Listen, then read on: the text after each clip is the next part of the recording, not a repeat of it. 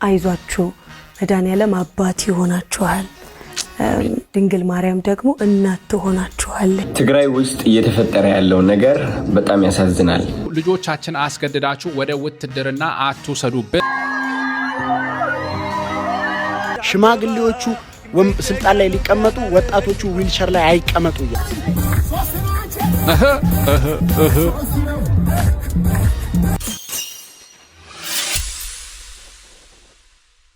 ሰላም ወደ ዩቲዩብ ቤተሰቦቼ እንዴት ናችሁልኝ? እግዚአብሔር ይመስገን። የአሽሩካ ቻናል ነው። ምንድነው እየተሰማ ያለው? በዛሬው ዕለት የወጡ አዳዲስ መረጃው ከሰሞኑ የተሰሙ አንዳንድ ጉዳዮች ወደ እናንተ የማደርስ ይሆናል። አዲስ የሆናችሁ ሰብስክራይብ ያረጋችሁ፣ ቪዲዮውን ደግሞ ሁላችሁም ላይክ ያረጋችሁ፣ ሐሳባችሁን ኮሜንት ያረጋችሁ እንድትካተሉ እጋብዛለሁ። ሐሳብ አስተያየታችሁን በነገራችን ላይ እያስቀመጣችሁ እዛ ላይ መመለስ ጀምሬያለሁ። በደንብ አክቲቭ ሆኛለሁኝ። ጥያቄ ሐሳብ ያላችሁን እያስተናገድኩኝ ነው። እሱን እንድታረጉ በትህትና እጠይቃለሁ። አሽሩካ የምርጦች ምርጫ ይቀጥላል።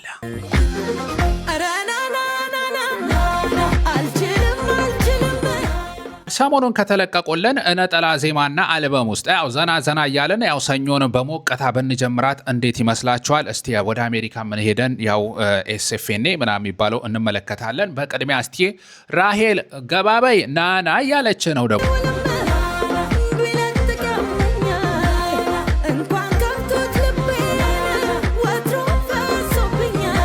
ናና ትለናለች ራሄል። መርጥ የደስ የሚል ነጠላ ዜማ። ኔትወርክ ተቋርጦብኝ ነው መጣለው አይዞሽ፣ ሌላ እንዳትደርቢ ሌላም እንዳታገቢ ናና መጣልሻለሁ አይዞሽ።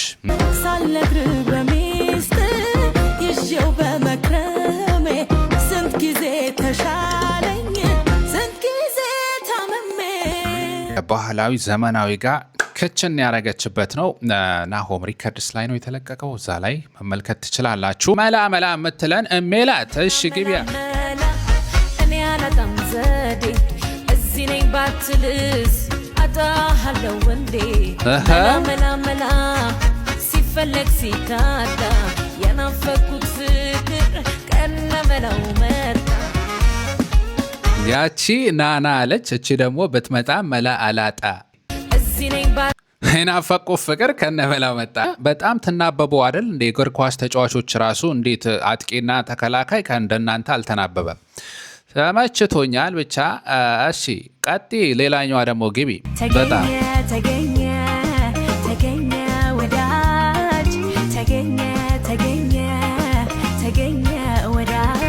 ተገኘ ምን ፍለጋ ላይ ነው እንዴ? በጣም የተጋችሁት ና መጣ ተገኘ ምናምን እንዴት ነው ነገሩ? አልገባኝም። ባለኝ ደስተኛ ነኝ ባለኝ ደስተኛ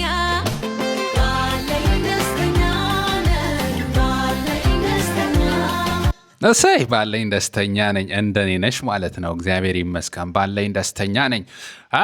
ቤተልሔም ሸረፈዲን አልበም ለቀቀች። አዲስ አልበም ደስተኛ ነኝ የሚል የመጀመሪያ አልበሟን ለቃለች። ደስ ይላል፣ እየተደመጠ ይገኛል። ያው በሰሞኑ እንደዚህ አይነት ለቀቅ የተደረጉ አሉ። ገብታችሁ ፈታ በሉባቸው። ቤተልሔም አይ ቲንክ በራሷ ቻናል ነው የለቀቀችው። ወደ ሌሎች ጉዳዮች እናልፋለና እንቀጥል።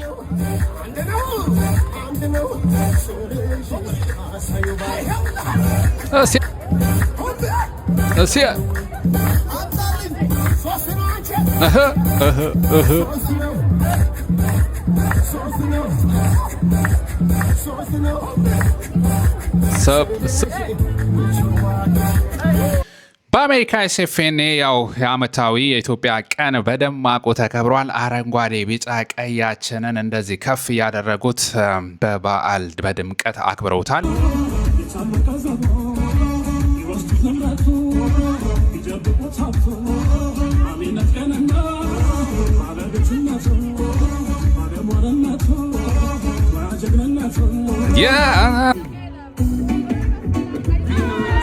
ያው እንደዚህ ደመቅ ሸብረቅ ብለው ነበረ በአሜሪካ ያው ኤስኤፍኤን 2026 ሚኒሶታ ግዛት ነበር የተካሄደው።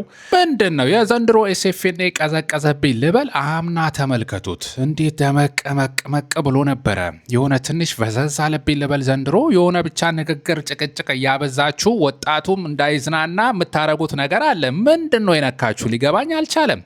ተመልከት አምና እንዴት ፈካ እንዳለ ህዝቡ፣ ፈገግታው ራሱ ይለያል። ዘንድሮ አይቼዋለሁ ግን የሆነ ቀዝቀዝ ብሎብኛል። ሸገሪያ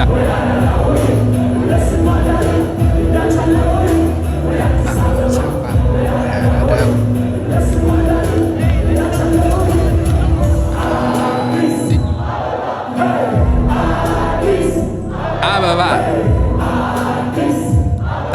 ትላ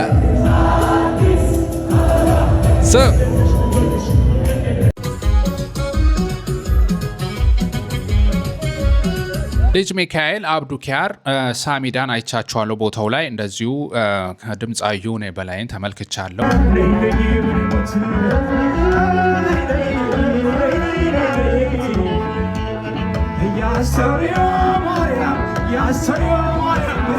በነገራችን ላይ ራሄል ብዙ ነገር ሲወራባት ቆይቷል። ወደ ፕሮቴስታንት ሃይማኖት ተቀየረች እንደዚህ የሚል ነገር ሶሻል ሚዲያ ላይ ያልተለቀቀባት ነገር የለም።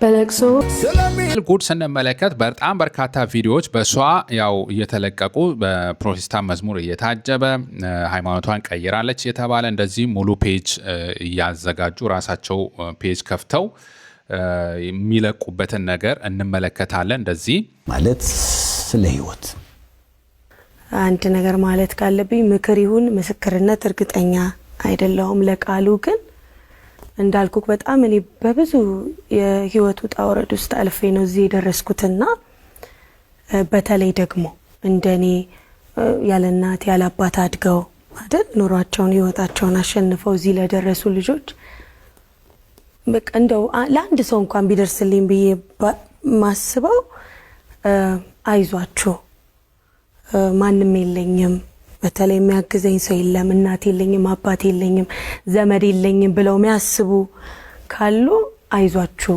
መድኃኒዓለም አባት ይሆናችኋል፣ ድንግል ማርያም ደግሞ እናት ትሆናችኋለች። አይዟችሁ፣ ነገር የሚያስተካክል እግዚአብሔር አለ፣ በርቱልኝ፣ ጠንክሩልኝ ማለት ነው የምፈልገው። ዋው ይሄ መልእክት አይዟችሁ ማንም የለኝም ብለህ የምትጨናነቂ ካለሽ በሚል መልእክቷን አስተላልፋለች። እኔም የህይወቴን አስቸጋሪ ጊዜ ያለፍኩት ያው በእግዚአብሔር እርዳታ በድንግል ማርያም እርዳታ ነው፣ በመድኃኒዓለም እርዳታ አልፌዋለሁና እናንተም ታልፉታላችሁ የሚል መልእክቷን ቅጭ አርጋ አስቀምጣለች። ያው በዚሁ አጋጣሚ ይመስለኛል ብዙ ጊዜ የተነሳባትንም ወደ ፕሮቴስታንት ተቀየረች ምን ሆነች እየተባለ የምትታማውንም ነገር በዚሁ አንድ ላይ የመለሰች ይመስለኛል። ገጥ ያው እሷ ከፈለገችና ሃይማኖቷን መቀየር ከፈለገች መብቷ ነው። ሃይማኖት በውሳኔ የምትጓዘው ጉዳይ ነው፣ መብት ነው። ከዚህ ወደዛ ከሄድክ ግን አንዳንዱ እንዳልክ ዲያቆን ነበርን ወደ ፕሮቴስታንት ገባን፣ እንደዚህ ነበርን እንደዚህ ገባን፣ ብዙ ያው ታዋቂዎች ሃይማኖት የመቀየር ነገር አዝማሚያ የማሳየትን እንደ የትልቅ ነጥብ የማስቆጠሪያ አድርገው እንደ ውድድር የሚይዙት ሰዎች አሉ። በተለይ ሃይማኖት ያው አሁን የእምነት ጉዳይ የፉክክር የጉልበት ማሳያ የሆነ መጥቷል። እግዚአብሔር እኮ ተረስቶ አሁን ፉክክር የሰዎች የግለሰቦች እና የሀብት ፉክክር የምን ፉክክር እያደረጉት መጥተዋል።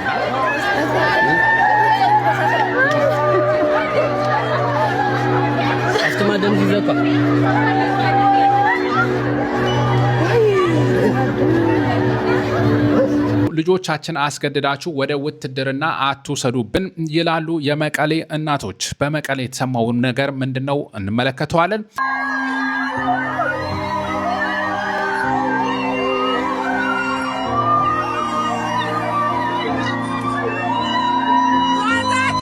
በዚህ ሁኔታ እናቶች ያው ለመከላከል ሲሞክሩ ወጣቶችም ተጭነው ሲሄዱ እንመለከታለን። ያው በትግራይ ዳግም ጦርነት የመቀስቀሱ ነገር ማንዣበብ ጀማምሯል። ባለፉት ጊዜያትም ያው በብልጽግናው አገዛዝ በድሮን ጭምር የታገዘ እዛ አካባቢ ጦርነት መካሄዱ የተለያዩ ነገሮች መሰማቱ ያው በጊዜያዊ አስተዳደር በደብረ ጽዮን በጌታቸው ረዳ እንደዚህ የተባለ ውስብስብ የሆነ ነገሮች ተፈጥረዋል። ከዛም ደግሞ ብልጽግና ዳግም ያው በምርጫም አለመሳተፍ ሌሎች ብዙ ነገር ሰምታችኋል። ብቻ ያ እየገፋ ሄዶ አሁን ላይ ዳግም ጦርነት የመነሳቱ ነገር አንዣቧል። ይሄም ደግሞ ጦርነት ይቁም የሚል እንቅስቃሴ አሁን ላይ እንዲሰማ ምክንያት የሆነ ይመስላል። ትግራይ ውስጥ እየተፈጠረ ያለው ነገር በጣም ያሳዝናል። የእነዚህ ወጣቶች ተስፋ ግን ባጭሩ እየተቋጨ ይገኛል። ከዛ በባሰ 12ኛ ክፍል ተፈትነው ሲወጡ የነበሩ ልጆች ተማሪዎች በአስገዳጅ ሁኔታ እያያዙ ባስ ላይ የጫኑ ወደ ውትድርና ሲወስዷቸው ነበር ነው የተባለው። ያን ተከትሎ እናቶች ልጆቻችንን እሪ እያሉ ይዛችሁብን እንዳትሄዱ እያሉ ድንጋይ ጭምር እየወረወሩ ለመከላከል የሞከሩበት ሁኔታ ያው ሶሻል ሚዲያ ላይ የተለቀቁ ቪዲዮዎች ያሳያሉ። ትግራይ ያው ወጣቶች በግዳጅ ወደ ውትድርና እንዲገቡ እንዲቀላቀሉ የመባሉ ነገር እንደ ሕጉ ላይ የወጣበት ነገር እንመለከታለን። ያን ተከትሎም ከዓለም አቀፍ ተቋማት ጭምር ሂውማን ራይትስ ዎችን ጨምሮ ያው ተቃውሞ የገጠመው ሀሳብ ነው። ወጣቶችን በአስገዳጅ ሁኔታ ወደ ውትድርና የመቀላቀል ነገር በትግራይ ብቻ ያለ ጉዳይ ሳይሆን የብልጽግናው አገዛዝ አሁን በአማራ ክልል የፈጸመ ባለው ግፍና በደል ጄኖሳይድ ጭምር ወጣቶችን በአስገዳጅ ሁኔታ አመልምሎ ወደ እነዚህ ቦታዎች ያሰማራበት ነው። ቀድሞም በትግራይ እንግዲህ በሰሜኑ በነበረው ጦርነትም የታየ ጉዳይ ነው። አሁንም ከአዲስ አበባ ከአዳማ ናዝሬት ከተለያዩ ቦታዎች ላይ በጎዳና በመተዳደር ላይ ያሉ ወጣቶች እንዲያውም አንዳንድ አካባቢ ላይ የሌሉበት ምክንያት ወደዚህ በአስገዳጅ የአብይ አህመድ አገዛዝ ወደ ውትድርና ስለቀላቀላቸው ነው የሚል ነገርም አለ። የገባውን እድሜ 18 ዓመቴ ነው። የገባውን እየሞላኝ ነው። በቃ 18 እየሞላኝ ነው። ማሰልጠኛ ገባ ሰለጠን 1 ወር ከሰለጠን በኋላ ምንም አልተነገረም። ለዚህ አይነት ቦታ ትሄዳላችሁ ምናምን ተብሎ አልተነገረም። ወጣን ከዚህ የሆነ ቦታ ያው እንደዚህ መከላከያ ሰራዊት ውስጥ ነው መጀመሪያ በግዳጅ ወጣቱ እየታፈሰ እየገባ ያለው የሚለውን ከሚያሳዩ መካከል ነው። በርካታ እንደዚህ አይነት ቪዲዮዎች አሉ ሶሻል ሚዲያ ላይ መመልከት ትችላላችሁ። እና አስገዳጅነት ያለው ከመከላከያው ነው። ከዛ ነው መጀመሪያ መጽዳት ያለበት።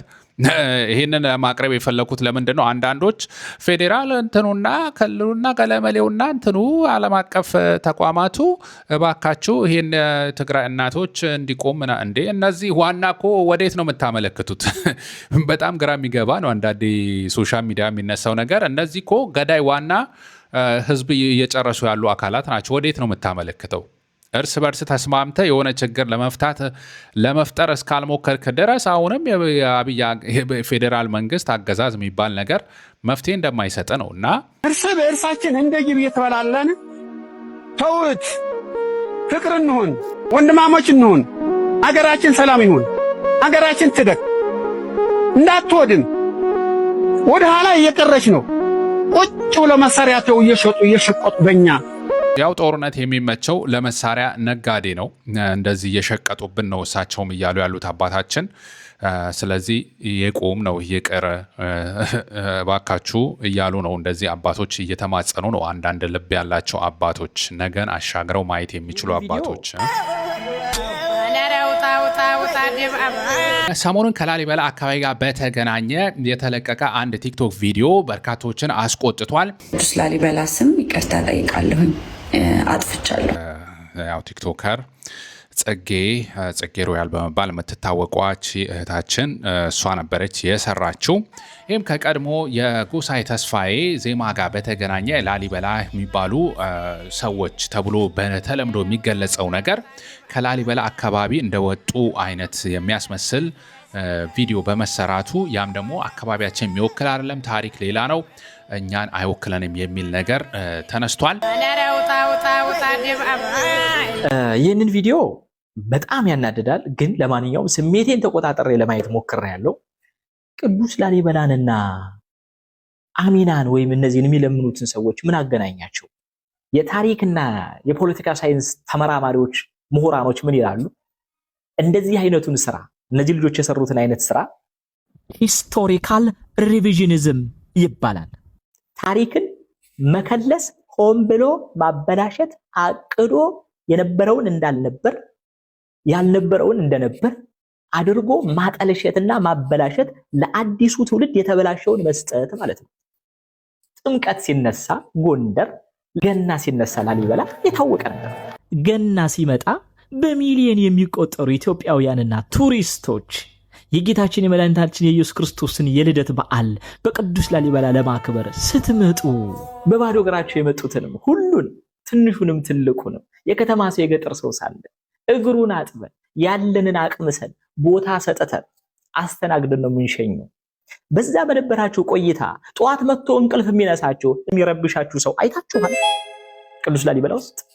ይሄ የመጨረሻ ከባድ ነገር ነው። በነገራችን ላይ በወቅቱ ጎሳዬ ተስፋዬ ይህንን ዘፈን ዘፍኖ 90ዎቹ አካባቢ ይመስለኛል ከፍተኛ ተቃውሞ ገጥሞት ከቅዱስ ላሊበላ አባቶች መጥተው ተነጋግረው በዛን ወቅት እንግዲህ ይመስለኛል ሲዲው ምኑም ራሱ ከገበያ እንዲጠፋ ነበር የተደረገው።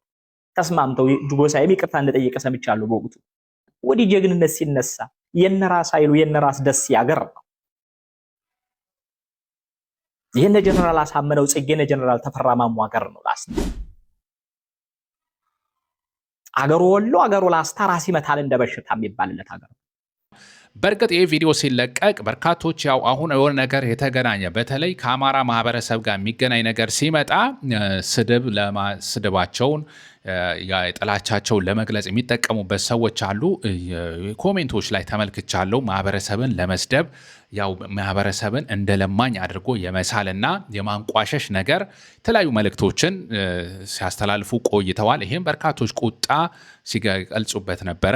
የኛን አካባቢ የሚወክል አይደለም፣ ይሄም ደግሞ ስድብና እንደዚህ አይነት ነገሮችም ትክክል አይደለም በሚል በርካቶች ቁጣቸውን ሲገልጹ ነበረ። ይሄም ስህተት በመፈጠሩ ያው ቲክቶከሯ ይቅርታ ጠይቃለች። በርካቶችም እንደዚህ አስተማሪ ቪዲዮዎችን ስለ አካባቢውም ያው አይደለይ ላስታ የማር አምራች ሀገር እንጀራው ነጭ ጤፍ በማር የታሸነው መጠጡ ማሽላ ጀግና የጀግና ዘር ክንዱ የማይላላ ዞሮ ዞሮ ማረፊያው አንተ ነህ ቅዱስ ላሊበላ ጧት ማታ ልሳምህ።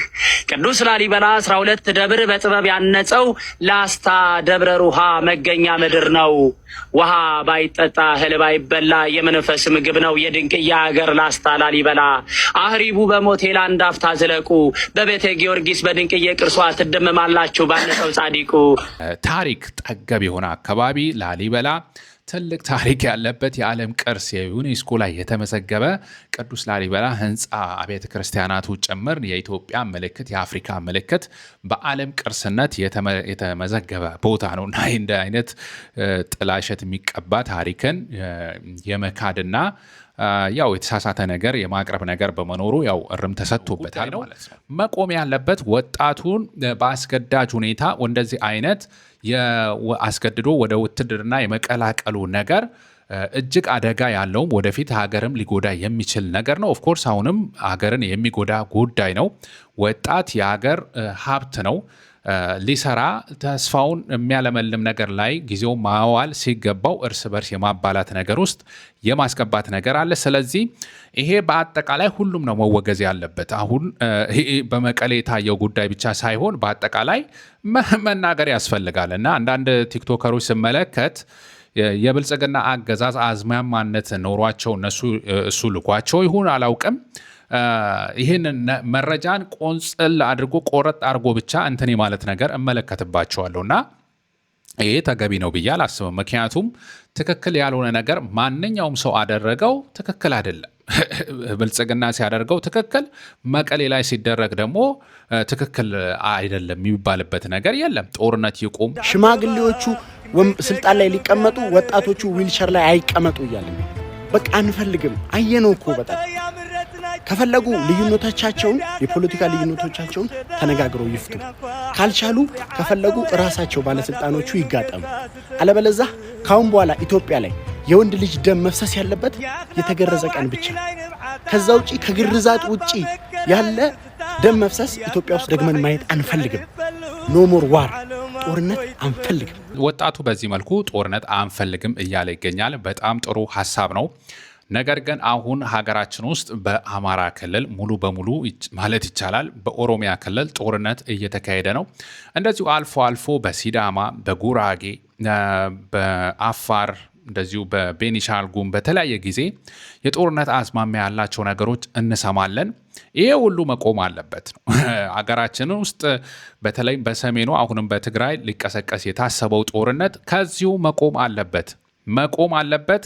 በተለይ የብልጽግናው አገዛዝ በዋናነት ሀገር እየመራ ያለው ህዝቡንም እርስ በርስ ለማባላት ዋና ኃላፊነቱ ወስዶ እየሰራ የሚገኘው በተለይ ሰሜን ላይ የሚሰራው ደባና አሻጥር ሃይማኖትን የማጥፋት ጭምር ታሪክን የማውደም የማጥፋት ጭምር ተልእኮ ያለበት እጅግ መርዛማ የሆነ ተልእኮ ያለበት ነውና የአማራ ህዝብና የትግራይ ህዝብ ጠበኛ ሆኖ ይኖራል እንዴ? በደንብ ፖለቲካውን እንዲገባችሁ ነው የምነግራችሁ።